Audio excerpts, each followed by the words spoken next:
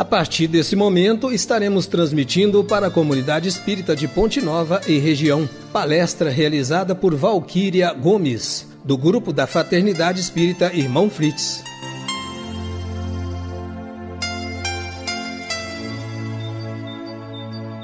Uma boa noite, meus irmãos. Que a paz de Jesus nos acolha, nos inspire, que possamos sentir o seu amor e que Ele nos abençoe.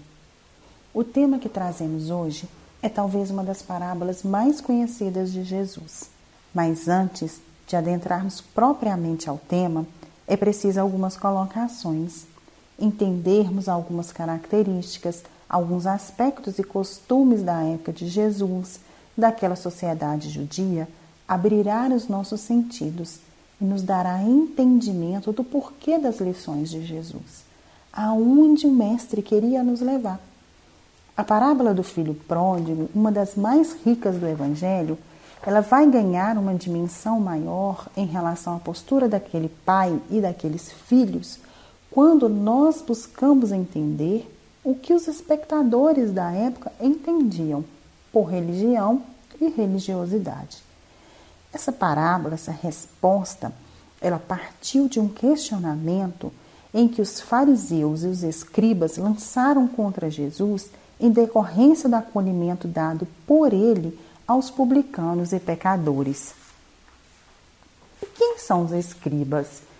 Eram os doutores da lei, que interpretavam a lei de Moisés e ensinavam a seu povo. E eles faziam causa comum com os fariseus. E os fariseus, meus irmãos, quem eram? Eram os sumos sacerdotes na época da Palestina Antiga, na época de Jesus. A tradição deles constituía uma parte importante na teologia judaica. E entre as seitas existentes daquela época, as mais influentes eram a dos fariseus.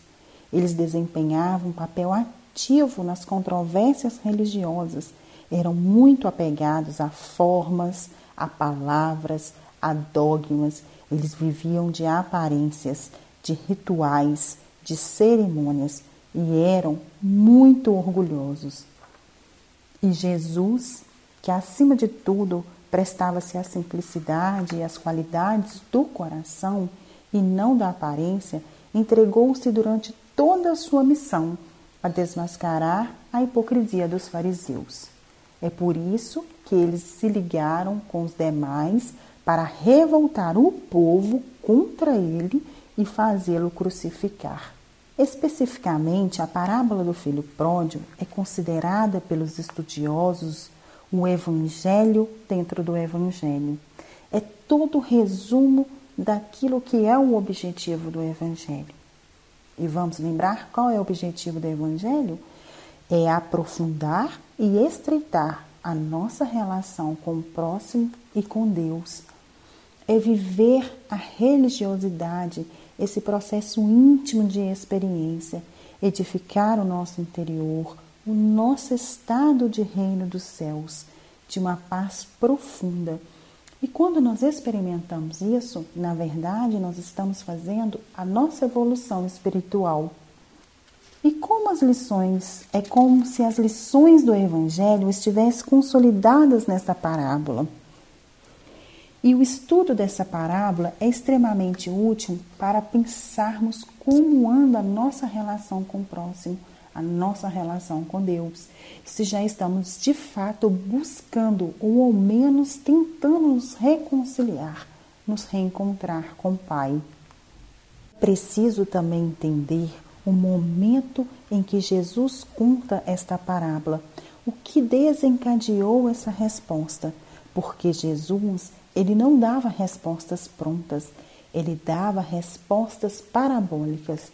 Educador, pedagogo por excelência, ele nos convida a pensar, a voltar para si mesmo diante daquelas histórias que foi contadas e a analisar.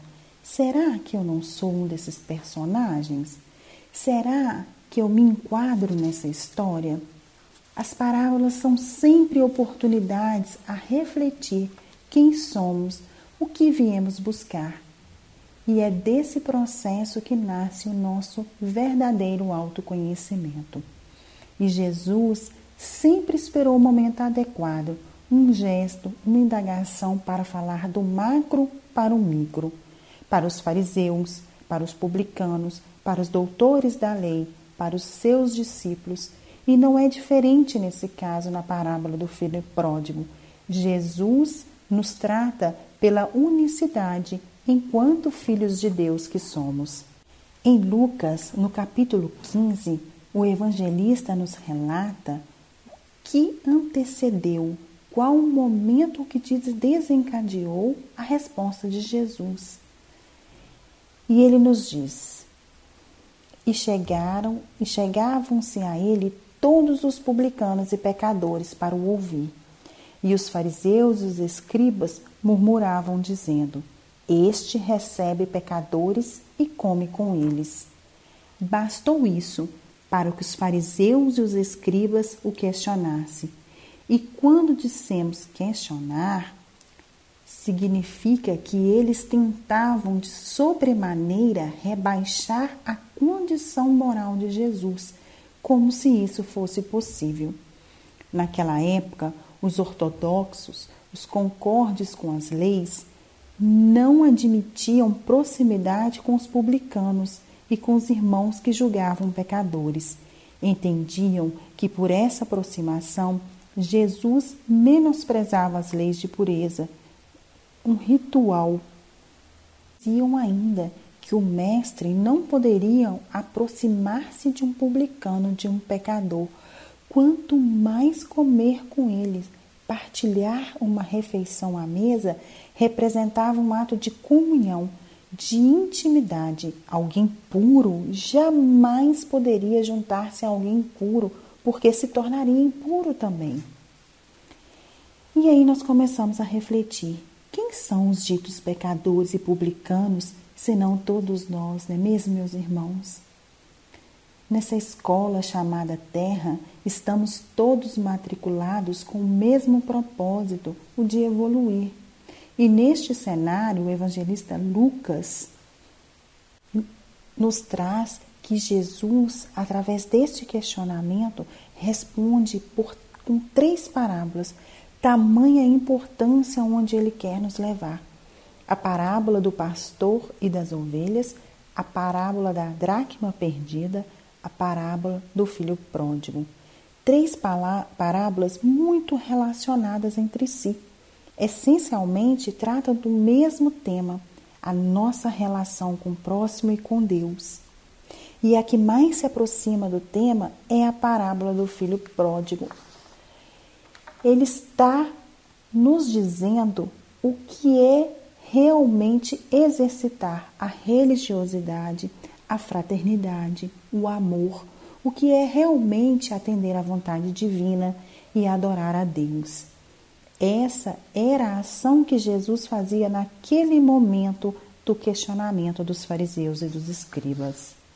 E aí nós passamos a discorrer a parábola na sua íntegra. Um homem tinha 2 filhos. O mais novo disse a seu pai: Pai, dai-me a minha parte na fazenda que me pertence. E ele repartiu por eles a fazenda. E poucos dias depois, o filho mais novo, ajuntando tudo, partiu para uma região distante e lá desperdiçou toda a sua fazenda vivendo dissolutamente. Depois de ter gasto tudo, houve uma grande fome em toda aquela região e ele começou a padecer necessidades. E foi e chegou-se a um dos cidadãos daquela terra, o qual o mandou aos seus campos apacentar porcos. E desejava encher o estômago com as vagens de alfarrobeira, que os porcos comiam, mas ninguém lhe dava nada.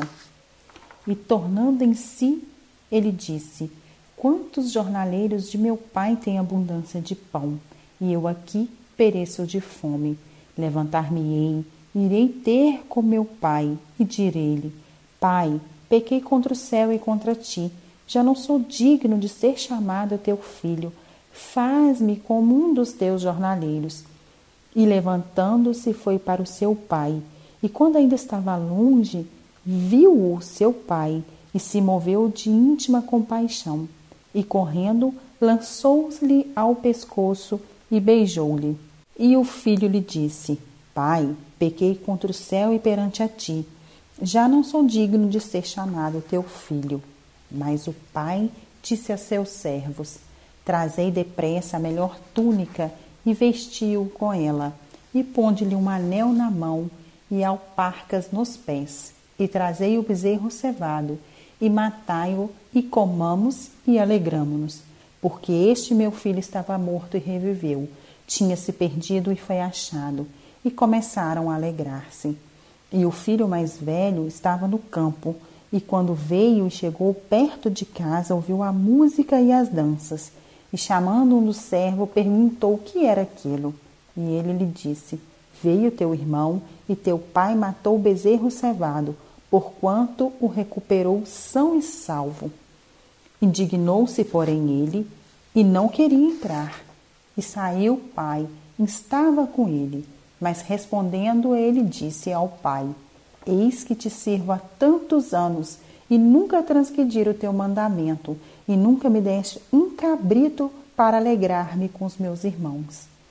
Vindo, porém, este teu filho, que desperdiçou todos os bens com as meretrizes, mataste-lhe o bezerro cevado. E ele disse: Filho, tu sempre estava comigo, e todas as minhas coisas são tuas. Portanto, era justo alegrarmos e regozijarmos, porque este teu irmão estava morto e reviveu, e tinha perdido-se e achou-se. Meus irmãos, o filho mais novo sentiu a necessidade de viver longe do pai. Ele solicita o que ele julgava importante ao pai, a sua parte na herança. Pega essa parte e segue. O pai não interrompe o obstáculo, respeita-lhe a manifestação do livre-arbítrio do seu herdeiro. Mas o que se processa nessa história é algo impensado. Naquela época, um filho pedir ao pai a sua parte nas terras era algo inimaginável. É o mesmo que desejarmos a morte de um pai. É a mais pura ingratidão para com o pai. E trazendo para o nosso contexto, é o mesmo de que excluirmos da nossa vida Deus, que é o nosso pai. Aquele pai sabia que o filho era jovem, inexperiente, mas mesmo sabendo que a escolha do filho era amar, deu a parte da herança que lhe cabia e deixou que vivesse a sua experiência. Já nos fica aqui uma primeira lição. Deus respeita a nossa vontade. É assim que Deus age. Os seus emissários nos inspira, mas não nos impede que cometamos erros. Ele respeita o nosso livre-arbítrio. O filho pegou tudo o que lhe achava necessário, partiu por uma terra longe, desperdiçou todos os seus bens, viveu da maneira que queria. E depois de haver gasto tudo, de ter perdido tudo, passado por fome, ele padece de necessidades. Ele foi egoísta, não pensou no pai. Essa segunda ofensa ainda mais grave, porque de fato seria considerado o pai morto, naquela sociedade patriarcal muito centralizada na figura familiar. O que lhe trazia a aceitação naquela época na comunidade era o pertencimento à família, era ser reconhecido como entidade familiar. Temos aqui nos reportar a muitos exemplos, porque até hoje mesmo, se nós puxarmos na memória, muitas das vezes um filho é conhecido da seguinte maneira: João, filho de Pedro, ou Pedro, filho de João. Isso é um pertencimento familiar. Aos olhos deste filho, a sua escolha representava tão sonhada liberdade. Ele não pensou em momento nenhum nesse pertencimento. Ele não pensou em momento algum no pai, que representava essa figura na vida dele tão importante. E aqui fica-nos a segunda lição. Longe do pai, a sensação de bem-estar é temporária. É a mesma coisa que nós podemos fazer, meus irmãos, como uma reflexão. Quem é que vive uma sensação de bem-estar longe de Deus? Nós não conseguimos. É tudo temporário longe de Deus. Bem como tudo é temporário, ele gastou todos os seus bens, ele perdeu tudo e começou a sentir fome. E aqui surge o mecanismo natural da vida. São as respostas que ela nos dá pelas nossas próprias escolhas. É a lei de causa e efeito. Desiludido, desencantado, chega à condição de apacentar porcos. E para aquela comunidade judaica seria uma desonra, algo impensado. Sequer eles criavam porcos. Comer porcos, então, jamais. E o filho mais novo desejou comer a comida dos porcos. Isso é uma maneira simbólica de nos dizer que alguém chegou ao fundo do poço, ao extremo.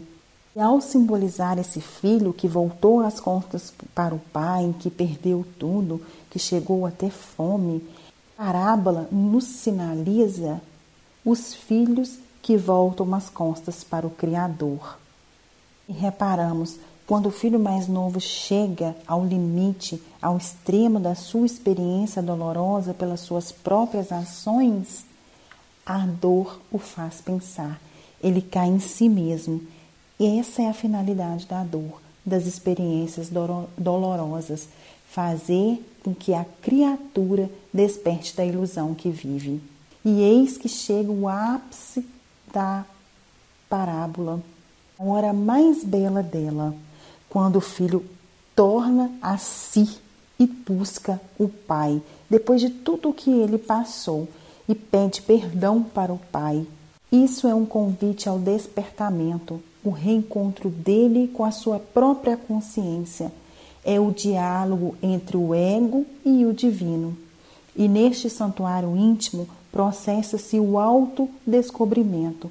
Por isso Jesus disse uma expressão tão reflexiva que o filho tornou em si. Ele voltou para dentro de si. Ele sonda o seu mundo interior, cala um homem velho e renasce um novo homem. O mesmo livre-arbítrio que o leva para longe do pai, para uma terra distante, é o que move nele o desejo de retornar. Ele fala levantar e erguer-se. E aqui nós temos uma bela lição, meus irmãos. A bela lição que nos traz é: nós sempre podemos recomeçar. Deus, que é o nosso Pai, respeita o nosso livre-arbítrio. Sempre é o momento oportuno de buscarmos por Ele. Assim é Deus. Não importa em que condições nós nos encontramos, se erramos, tudo o que Ele quer é nos aceitar de volta. E Ele sempre vai fazer esse movimento do amor, do acolhimento. A relação de Deus para conosco é de amor. Deus não nos ama pelo que fazemos, mas porque somos seus filhos. Nada do que façamos vai alterar o seu amor por nós. Aí chega a vez do filho mais velho. Em geral, nem se percebe a condição do filho mais velho. Se o filho mais novo errou, errou também o mais velho. Porque o filho mais velho ilustra na história contada por Jesus o exemplo do egoísmo.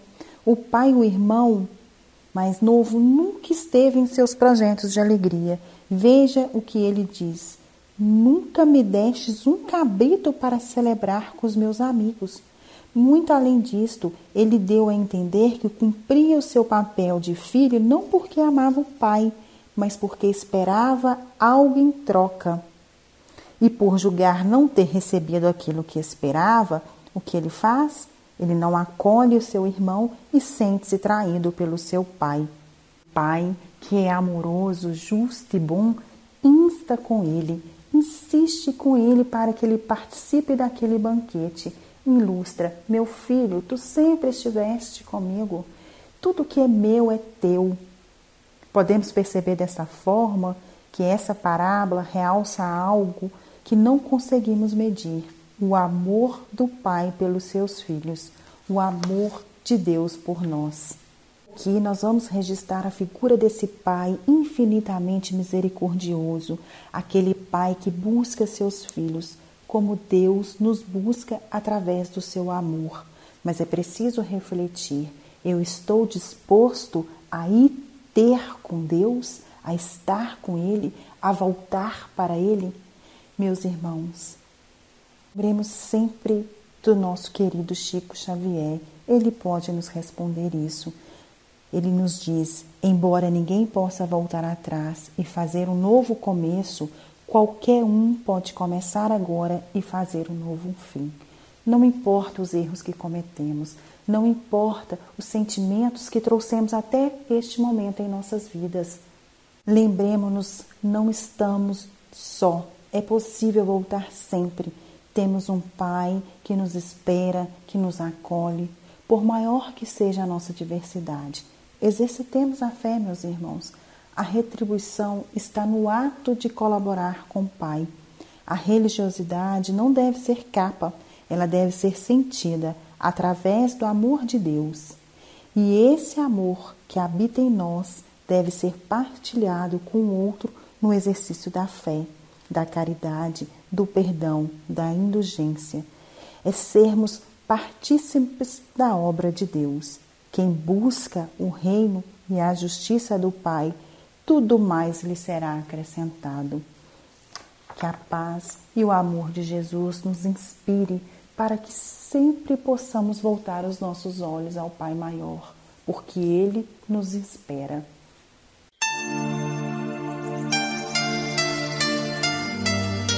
Termina aqui a palestra do Grupo da Fraternidade Espírita Irmão Fritz.